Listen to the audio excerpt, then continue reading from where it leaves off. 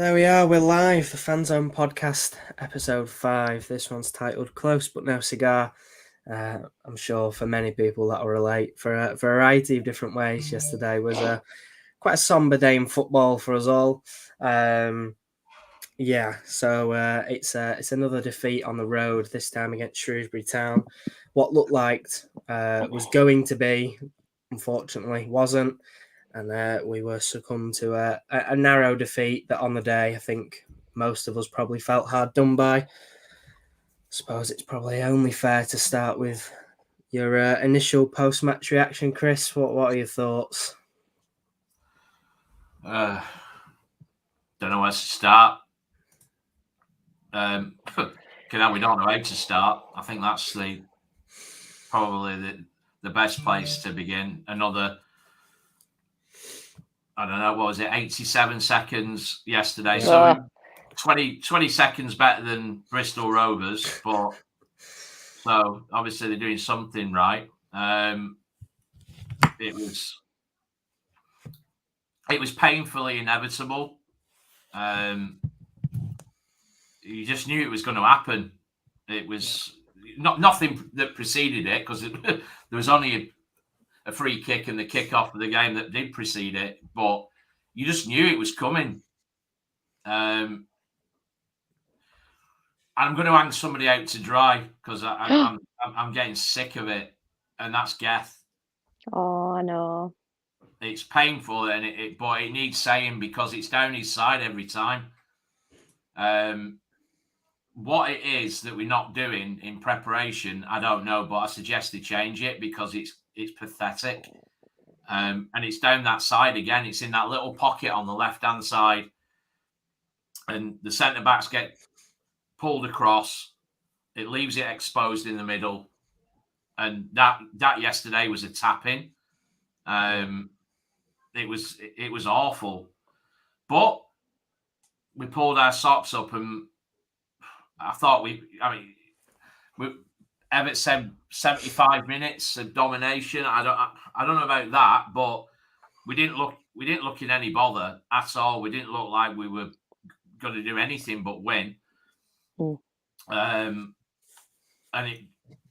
Dion, obviously, it's great to see him back on track, and all of a sudden his goal tally this season is starting to look impressive after 2 games of scoring 3 goals.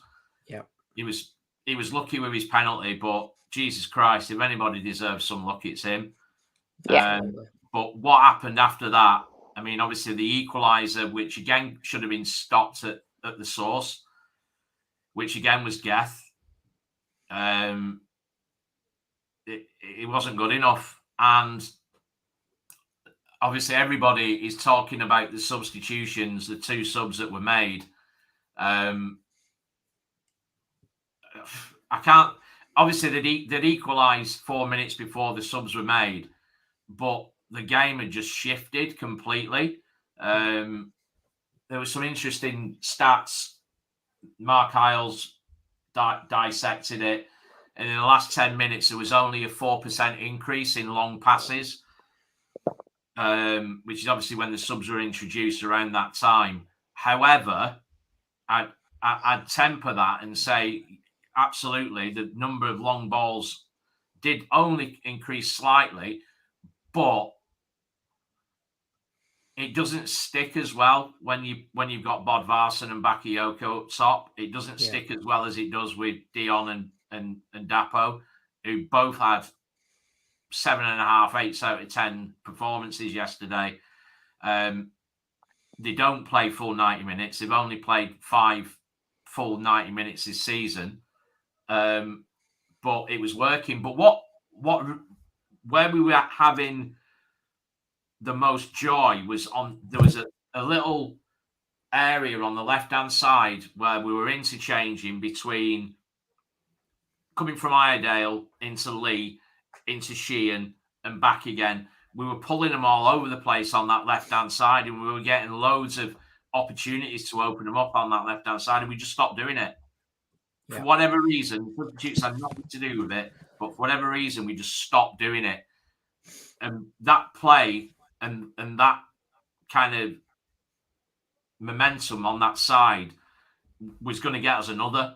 And Dion was unlucky not to get a hat trick. I thought it was a penalty, personally. It was very frustrating that we just, the game plan went out the window. And I don't think those substitutes helped that one bit. Really didn't. No, safe to say, I thought when we went 2-1 up, we looked in no real danger of coming to any harm. I thought we were excellent for a large part of the game, perhaps not as Everett described it, domination. I thought, Shrewsbury were very much still present, especially on the counter-attack. They weren't completely nullified. But like you said, especially on that left-hand side, Dapo's penalty that he won came from a pass from out there, which was a fantastic pass.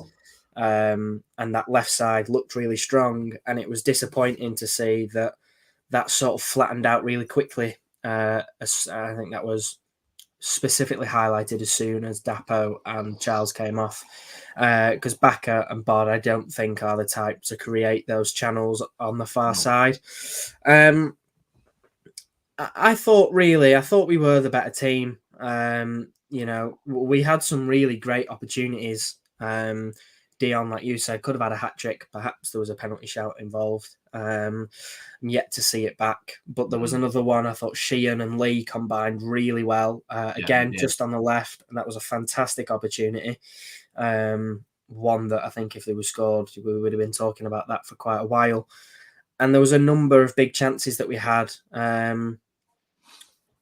And I don't think so much the problem this game was the lack of conviction, because we saw, Charles's first goal was really well worked, and it was a very, very composed finish to just slot it on the far side of the keeper. I think the problem was, one, starting poorly. If we get rid of that first goal and we go 2-0 up, I don't think Shrewsbury ever get the confidence to come back.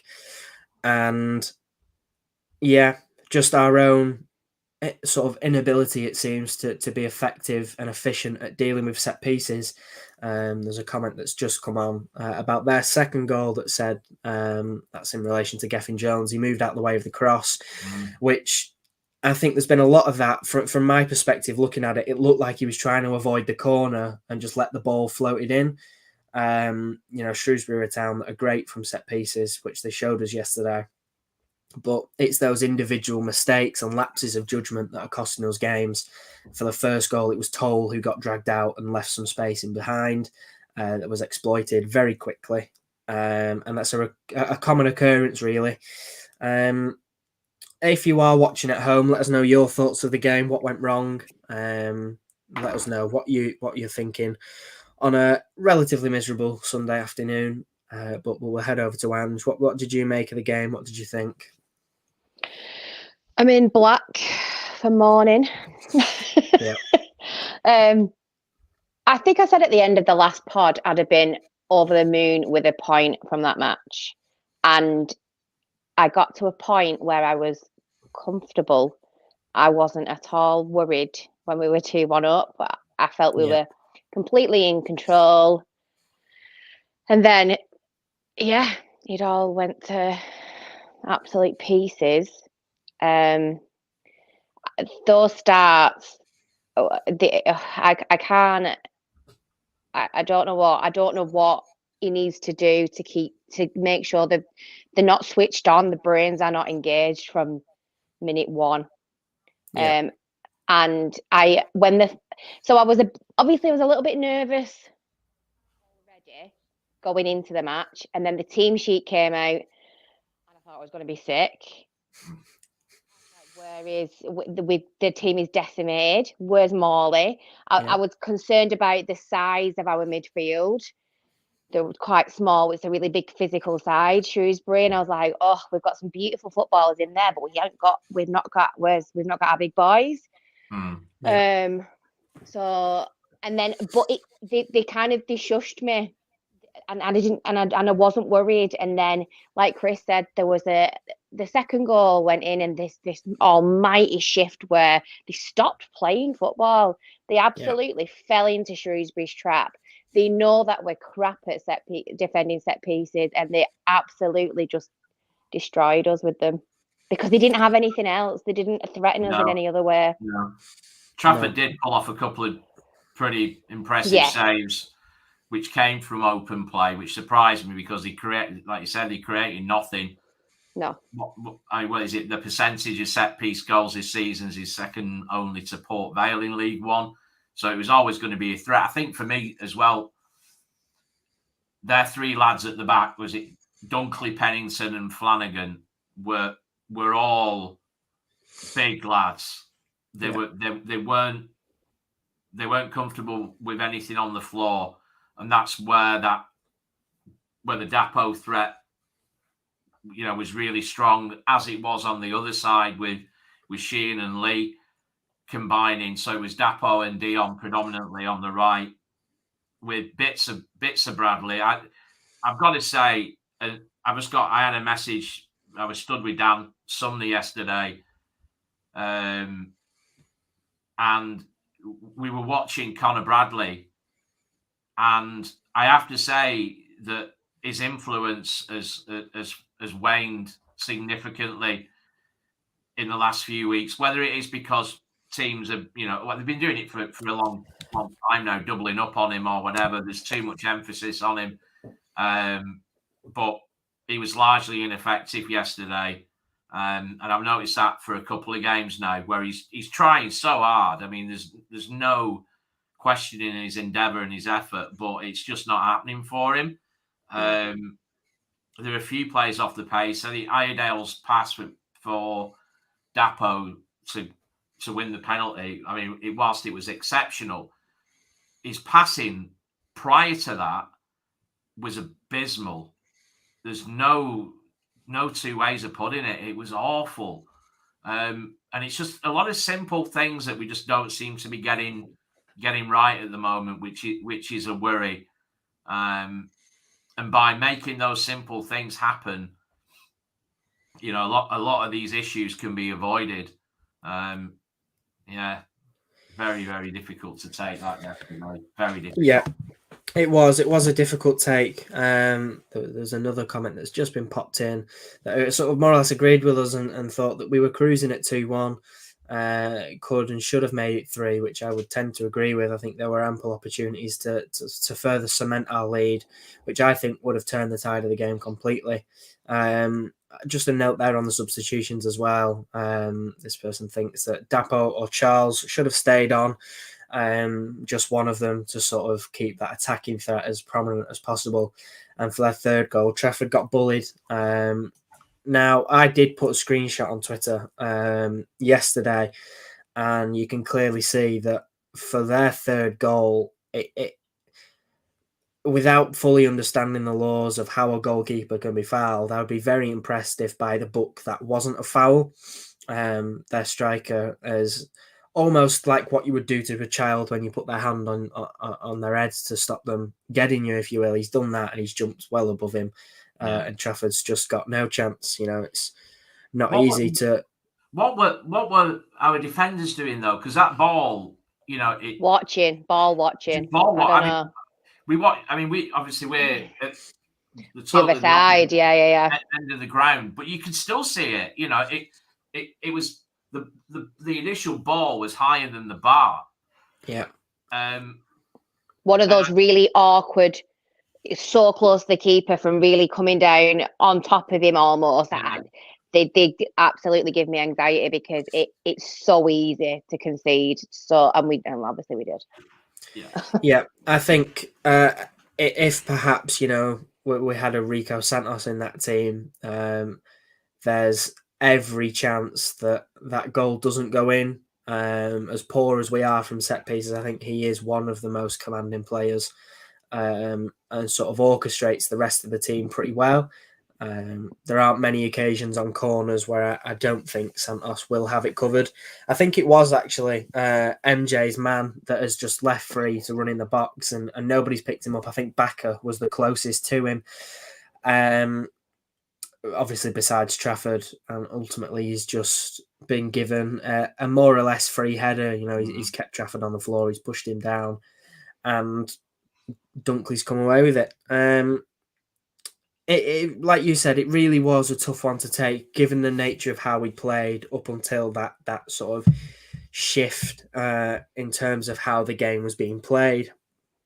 I thought for large parts of the game we were the better side, and does that provide any sort of consolation to the lads? I mean, it's pretty clear that confidence is steering well clear of our group at the minute. I'm concerned about. We had two reserve players on our bench yesterday, so when we had this strength in depth at the start of the season, where has it gone? I thought that when I saw Cumbini and who was the other? It was the other one on the bench. Sitol. Yeah. Oh, Sitole. I think I prefer to use that because it takes further away from what it sounds like than. But when I saw that, and then obviously the fact that you put a keeper on the bench, you're obviously, you're trying to pad it out as best you can to make it look well to have a full bench. Yeah. But I thought that's why Bodvarsson was on the bench, to pad it out. I didn't think for a minute he'd be bringing him on. No, that was the other thing. If you're going to go long and you're going to go into their faces, you don't want to really be putting a player on who, I mean, hats off to him for doing it. He's not having his operation on his nose till Monday. And for those who've seen the size of my conch, I've had mine broken and reset a few times, and it's agony. It's absolute agony. Yeah. So for him to do that on a freezing cold day when your face is freezing off and your nose is broken, you've got to give him credit for that. But it's always going to be in your mind, whether you're brave or not, that I'm going to get a crack here, and it's going to go again. And I just found it unnecessary. Maybe if you took one of them off. I would never ever have Backer and Bod on the pitch at the same time. I just don't know why he thought that was. I would rather have had Catcher come on with one of them just for a bit of pace or something. I don't. What I found really almost hypocritical from Eva was the fact that he was saying that we didn't want to change our strategy to play a long ball game. Yet you bring on two players who excel in that, in that style of play. I just don't get it. I'll comment on what I saw as it happened there and then, with no analysis, no hindsight, no nothing. And it was basically, why the hell are you taking them two off? Yeah. They both had amazing matches. They were brilliant. I think, especially from what you said, that initial reaction was very much the case of, why have you took them off? You know, to take a player off who has been low on confidence and has found himself scoring in, 2 games on the bounce, to then take him off when he's one off his hat trick feels a little bit more so like poor man management. I'm sure there will have been a reason behind it. This is the thing, isn't it? What that was, we probably won't ever come to understand or know, but it did very much feel like the substitutions cost us that game. Not so much back. It's a strange one because we brought on 2 players that are relatively good in the air and are quite tall, much more so than Dapo and Charles. And so, if Dapo and Charles weren't on that pitch, they aren't going to make us any better at defending set pieces. So it's very likely that whether Bard and Backer were on or Dapo and Charles were on, if Shrewsbury get a long ball or a high ball into the box, they still score them goals no matter who's on the pitch. It just felt like a case of yesterday that whilst we were controlling the game and whilst it seemed to be within our grasps, so to speak, was it really worth taking those 2 off?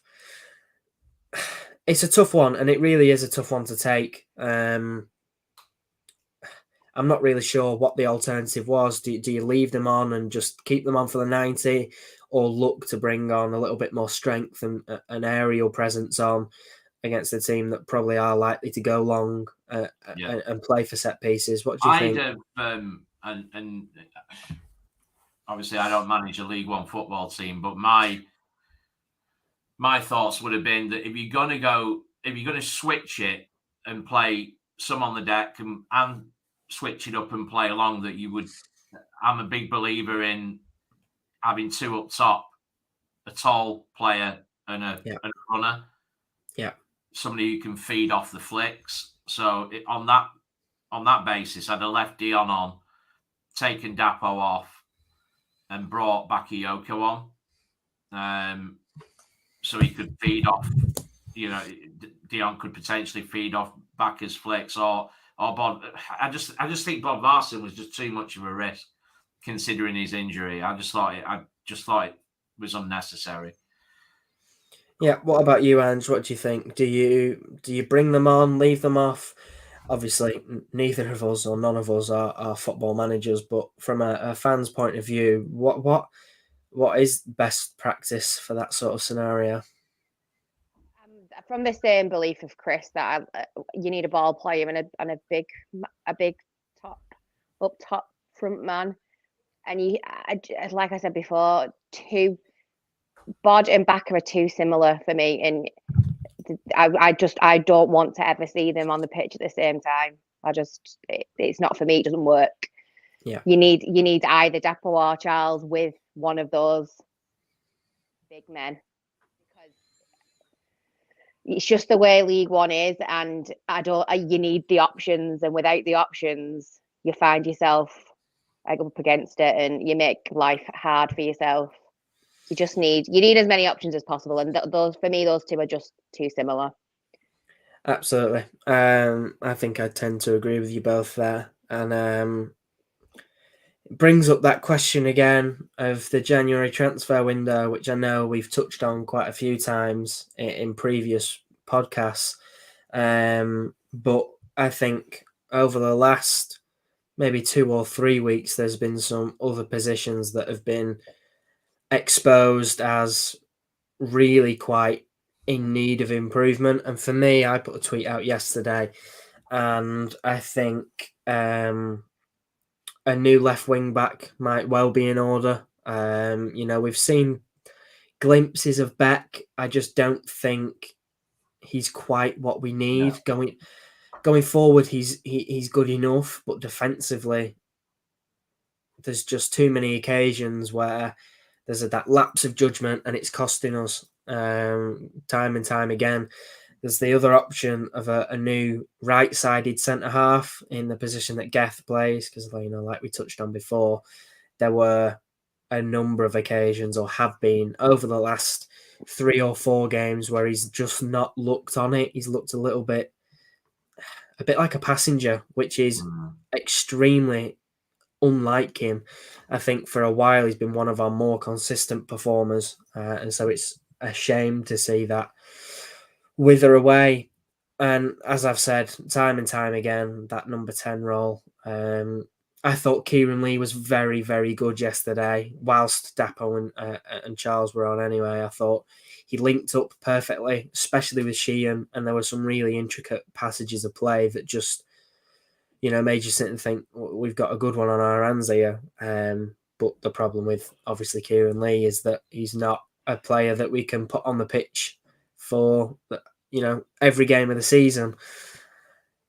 And so I suppose I just want to ask you both again, since we last spoke about the January window, has there been any sort of movement on what you like? Everett's obviously spoke quite in depth about the January window and said that he will be looking into the loan market. I think there was, a pretty good case for him bringing in another striker that he looked at and has mentioned. What about you both? What are you thinking? Start with Chris, I suppose. What do we need in January? Is that changed since we last spoke about it? No, I don't think he has. I think, as you say, I think we need. I think we just need some form of stability in defence. I think Toll's done a great job doing what he's been asked to do, considering the fact that he's been playing in what is essentially, and I don't mean this disrespectfully to League of Ireland, but in relation to League One, it's a pub league. To step in and play not as a traditional centre half, but as a centre half in the way that we expect them to play, which is totally different. I think he's done really well, but we just need. I don't know if anybody else has noticed this, but we have a distinct lack of desire and appetite for second balls. We don't win them. And I sound like I can't remember that guy's name on YouTube, but anyway,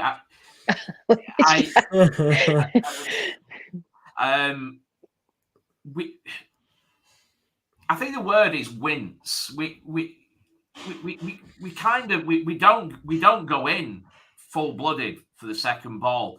I've seen players, and I saw it yesterday, and I've seen it time and time again. We wince. We pull away. It's like almost like dangling a foot in there and hoping that something positive happens from it. We don't go in, and we don't have the desire to win a second ball.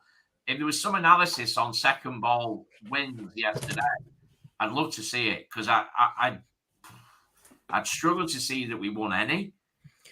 We just need players we've just got such a soft underbelly. We've got some lovely, nice footballers in our team. Nice, like your Grant's Curtains. You know what I mean? It's like you need that agricultural, real battling kind of element of your team in League One if you're going to do anything. You need a shit house. You know what I mean? I think that player for us specifically in the midfield, we've had quite a few of them with Dempsey. He's quite a bit of an aggressive midfielder who's been lost to injury. Just on note of that second ball, I think the only player that stood out for me yesterday was MJ Williams. In terms of recovering that second ball. But I see him do it, Ben. I see him do it. He just seems like a yard away from where he should be. He's always a yard off the pace for me, and he frustrated me yesterday. He really frustrated me, MJ, yesterday. And I know that we all kind of see different things, don't we? We look at things very differently, but the League One MJ is not League Two MJ, and for me, he's someone that I think we need to be looking to replace. And I was a massive MJ fan in League Two. I just think we are a mid to lower League One team with an MJ in it. Yeah, I think he is an okay player at this level. There won't be many teams, I think, that would turn him down. I think the problem with finding that replacement is there are very few players knocking around that pose the same sort of or have the same abilities that he does. There aren't many of his type, so to speak. And if they are, they're probably playing at a higher level or are going to cost an absolute fortune. And so, it's a tough one. I think Thomason has the potential to make that step up and potentially act as a long-term replacement for him. But obviously with the news now that he's out for quite a while with what looks like quite a serious knee injury, that could set him back a little bit further than we would have hoped for. He's made some really great progress over the last 5 or 6 months. And so it's disappointing to see us lose him. And I think, there is a little bit of a problem there with the midfield that tends to be a little bit, although we have some fantastic footballers, there's that little bit of grit that just goes missing. And we don't really, I think without Rico, we don't really have that menace that, as soon as they're in a battle with someone, they're going to get bullied off the ball. And Rico is the only player for me in that team that I would back every single time, more or less, in a one-on-one. And these concerns that we have look all the more concerning, so to speak, due to the nature of the opponents that we have next weekend in Exeter. Obviously, between them, there is a cup game against the United Academy. But what do you make of sort of the next two fixtures? Is the game in the cup an opportunity to sort of regroup and give us a little bit of a boost, almost like Salford could have been? Obviously, it needs to be. It absolutely needs to be. They need to get out there, and if they don't win that match, they need to win on Tuesday. They absolutely need to win on Tuesday. I know it's a nothing cup, but I think for confidence, they need to treat it like a league match. Yeah. What about you, Chris? What do you think? Couldn't agree more. And I'm sick of people. Oh, it's only kids. Oh, yeah. We can do nothing about that. The trophy is in the format that it's in, and there's nothing we can do to control that. So we go out and we beat the team that's put in front of us, and use it as an exercise in confidence building, in regalvanizing, and preparation for Exeter, which is not going to be an easy game. Let's be absolutely straight on that. The times that I've watched them this season, and no, I don't mean I watch every game and I analyse them and look at the data, no. But the games that I've watched as a neutral, as somebody who's interested in League One football and what our competitors are doing, they are powerful going forward. They come with a huge threat and an attitude of, well, we've just been promoted. Let's see what we can do, and let's prove a lot of people wrong. And I think they've done brilliantly to do that this season in what I've seen of them. The last time I watched them was when they played Forest Green away, and it was live on Sky, and they absolutely pasted them, didn't they? Pasted them 4-0. And it's good with the way that our confidence is at the moment defensively. It's going to be a test. So Tuesday is good preparation for that. Yeah, just to try different things, just to get organised, make sure that our shape is solid. But yeah, I think Angie's absolutely bang on. Whether it's under 21s or academy teams that we play in, we go out there to beat the team that's put in front of us and progress. Yeah, we've had an interesting comment that I think would probably lean towards the disagreeing to what you've just said, actually, from Dan, and it says, don't care one bit about Tuesday.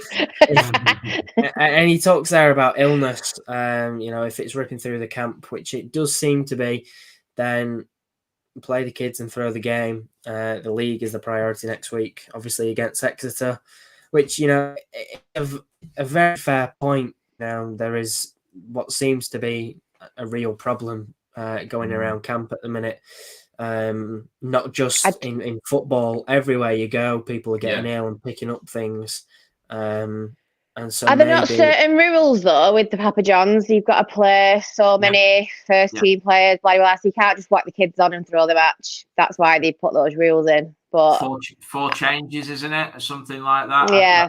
So I get Dan's point, and I kind of do teeter between thinking we need to reserve. Obviously, we've got a decimated team at the minute. How many of them will be back on Tuesday? If it's that virus that Finn's just had, none of them. So we're already in a position. And is that why you put 2 academy players on the bench on Tuesday? Yeah, I mean, you're missing, obviously, the one that was mentioned the most yesterday was Morley, but there's also Kachunga, there was Sadlier, and have whatever opinion you want on both of them. To have them available to come off the bench, I think, bringing Sadlier on yesterday would have been ideal, but we didn't have that option. And I think, to a point, Dan's right, but certainly not throw the game. No, I don't do throwing games because of decimation of squads or whatever. You got to go again. In my mind. The fact that those 2 lads were on the bench possibly would mean they could start, I think, or they could play on Tuesday. That's a very good point. That's a very good point. And So I'm hoping that's what he's done there. Yeah. I don't know. I never I'm thought of guessing. I'm guessing. that it's a very, very good point that they may be able to come in on Tuesday because of the fact that they were on the bench on Saturday. As I say, I've got it in my head that the number is 4 in terms of changes that you can make as a maximum. I could be wrong. Is that from your team that starts, or is that from your entire squad on the day? I'm not. I think it's from your last league game, but I could be massively wrong. I'm here to be corrected, and anybody who's got knows, let us know. Yeah, but I think that's a good theory you've got there, Ange. I'm hoping so. It is entirely possible that was the reasoning for bringing the 2 younger lads into the starting 11 to give them that chance to play. In the cup, again, who else did we have? This is it. We don't. I'm assuming everybody who wasn't on the bench is poorly. So Beck, Morley, Sads, are they all poorly? I don't know. Sads has got his new baby. We don't know. They could be. We don't. No, and I think that is a big thing to bear in mind. We don't know why players are on the bench or off the bench. And it's probably a very difficult job as a manager picking that team every week. Like we said at the start, once that team sheet came out, I think there were quite a few people that were slightly concerned. But I thought the midfield did a more than good enough job up until... I don't really think the midfield were to blame for the goals, to be honest. No. It's not their place, especially in players like Sheehan and Lee. It's not their place to be defending aerial balls that have been put into the box. But yeah, looking ahead, just slightly past Tuesday to Exeter, like you said, Chris, a team that going forward are more than capable of punishing you. They've scored 33 goals this season. Which, just to put that into perspective, they've scored 24, and Ipswich have scored 41. So in terms of goals scored, they really aren't that far off what would be the top of the table if that's how the league was measured. Thankfully, it's not. Otherwise, we'd be quite far down. I saw it. It was Steve Cottrell who came up with it in his post-match, which I thought was interesting, that it take away the goals that we score after 85 minutes, would be 15th. Well, I mean, it's perhaps a credit to our tireless pressing. 100%, mate. But yeah, it's interesting to say the least. However, Exeter have conceded 31 goals, which, measured with the same stick, would put them not far off the relegation zone. Morecambe have also only conceded 31. Oh, well, I say only. Morecambe have conceded 31, and they're at the bottom of the table. MK Dons have conceded 31 at the second bottom on the table. And so it's one of them, really, that it's going to be one of them games where if we start slow, we're going to get turned over. If we hold our own and, give them something to worry about, then it's not entirely out of reach to grab 3 points and be on our way. 3 points at the minute looks like it could do us the world of good. At the minute, Barnsley have obviously got a game in hand on us, but should they lose their game or even draw, then 3 points will put us just above them in 4th place.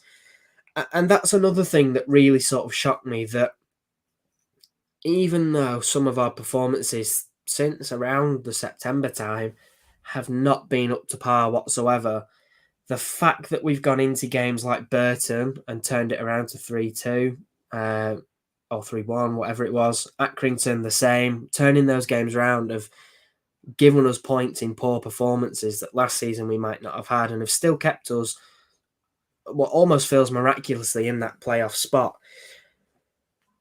I think if January comes and there are ample reinforcements made and sort of some players brought in, there is no reason why we can't kick on for the rest of the season and keep our name in that mix. What do you think, Chris? End of the season is a long way off, but what are your initial thoughts on where we might be?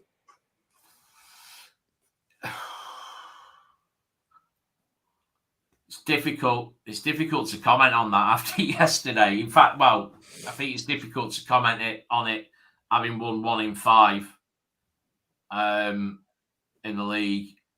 it's worrying. However, I said it to Nappers the other week that this would be the third kind of the third January where we've kicked on and done amazing things. Is it too much to ask to do that again? You know, it's a lot to ask to have that massive shift in January. It is a lot. It is a lot to ask, Chris. But the previous 2 seasons when we've asked of it, look where we were. Yeah. Oh, absolutely. We were far worse off. Yeah. For me, that's the thing that, you know what, could actually cling on to. Automatics back now. We could cling on to playoffs if we have that same turn of fortune in January. I think what we've done is we've slightly shifted our bad spell's gone a little bit later this season. We always have one. We always have a decimation of squad. It was like October, November last year, wasn't it? When we lost Guest through injury and all that. But I think for me, the position we are in the table is the position we are in the table. Not a false position, it's where we are. We've got a game in hand over some of the teams around us. Wednesday and Peterborough. Yeah. And I absolutely believe that, you know, that he's a big fan of that January window. I'm sure he's got a couple of options lined up for us. It's just this illness or whatever it is the thing that worries me most, because injuries are injuries, and you know you're going to get injuries. It's these spells of illness where you're losing 3-4 players because they're in contact with each other and they're gonna pass it between them, and then you look at the squad and you're like, oh my god, there is nobody. Yeah. So that for me is a worry. Yeah, it's weird as well that the table this year feels unbelievably close outside of maybe the top 2. You look at the table and you think one loss, if every team underneath us won, which, you know, it's not going to happen, but should it come to fruition, that could send us all the way down to, you know, the 10th spot. Yeah, well, Shrewsbury are in 10th, aren't they? And they're 3 points behind us. Yeah, and albeit, you know, they've got, I think, 6 less goals than us on goal difference. It'd take an almighty racket to disrupt where we are. But all things considered, and I hate to do this every week because it feels like every week we come off the back of what feels like a shite performance, but we are still in and amongst that top 6. Like I said, it's not a fault. You can't ignore it. Yep. So January, I think, does need to bring some encouragement and some spice, so to speak, into what we're doing and give us that kick that it's done so many times before. And hopefully that can be another turning point in our season to really keep us in the mix of the playoffs. Whether playoff finals. I think I look forward to the January window more than the summer window. Understandably, because it's been, like you said before, it's been way more productive every season on season, hasn't it? It's going to be a right slap in the chops if it's not. If it isn't. Do you think we're going to spend any money? Yes. Yeah. I think it'd be hard for us not to, given the absolute mess that has happened to our squad, the injuries that we've had. I think with the potential or likely outgoings that there might be, I think it'd be. I'm not in a position to understand the club's finances. However, what I would say is that it feels it would be a little bit unwise to not spend any money given the situation that we're in and almost the potential it feels like that what spending a little bit of money could do. I'm not saying we're going to go and win the playoff finals if Shaz spunks $1 million on someone, but you know, it needs to be spent. If there's money in the pot, it needs to be spent. And if we're getting money for players, that's what it should go on in my book. So absolutely, there's been a lot of investment around the ground, so it's clear to see that there's money there to be spent on the club. Obviously, bringing in some new fancy beer pumps is a lot different to going and buying a new striker, just in terms of price alone. But I think if there's money in the pot, it needs to be looked at to be spent in January to really kick us on for the rest of the season and keep our name in that mix for the playoffs. And more or less, I think, concludes today's episode. There's not really much else to go on. I mean, we could go on forever about England last night. Talk about that, but I think unless people watching want to see us all sat in tears, it's probably best to leave that for another day. You know what? It's weird, right? Because it's my 10th World Cup that has been where I've understood it. Some would say I still don't understand it, but I have to say that last night, and whether it's because of the format, it being stuck in the middle of Christmas or whatever, I know a lot of people haven't really bought into it as much as they would normally. Whether it's got something to do with that, but I have to say that I was more reflective last night after seeing that. Years gone by when we've failed or not progressed as far as we should or could. You know, it's kicking the dog, it's smashing plates, it's getting really, really upset about it, and I wasn't. I thought that, just to close off, I won't go on about it, but I just thought that we competed very, very well with the reigning champions and probably the best team in the world at the minute, and did not look out of our depth like we were. I don't know, almost like a minnow in an FA Cup tie, which is how it's looked in the past, that we've been punching above our weight to get there. I thought we competed really well and looked very well organised. And I think what emphasised that was the minimal impact that Mbappe had on the game. Did he was very much very anonymous. Quiet. Walker did exceptionally well to deal with him for 90 minutes. And like you said, we could tie that back in to show that that's how a fullback should defend.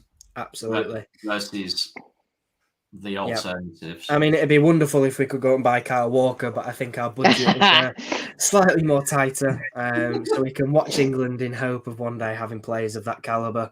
Yeah. Because boy, oh boy, do they have some talent in that squad. And in the Euros in, 2 years' time, the next World Cup in 4. There's no reason why it can't finally come home, just to make you feel old. I have a tendency to do this every podcast, but this is the second World Cup I actually remember watching. I have 2 World Cups to my name compared to Chris's 10, but I'm somewhere in the middle. More than that. One day I'm sure I'll catch up.